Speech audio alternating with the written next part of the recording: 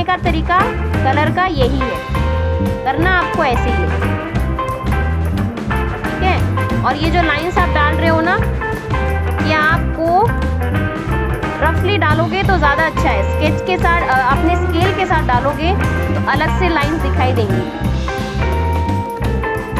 ठीक है। Next class में मैं आपको दिखाऊंगी, एक बार सिखाऊंगी भी एक बार आपको कि कैसे आप जो ये स्ट्रेट लाइंस हैं आप विदाउट स्केल कर सकते हो, ठीक है।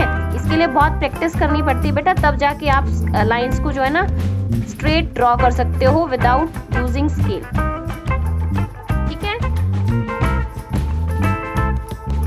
नेक्स्ट क्लास में मैं आपको बताऊंगी एक बार कैसे करते हैं इनको, फाइनली कैसे करते हैं। मेक श्योर जब आप कोई भी लाइट कलर यूज करते हो ना, तो ब्लैक स्केच से जो आपने आउटलाइन करी है उसके साथ उसको मिक्स नहीं करना है, अदरवाइज वो ब्लैक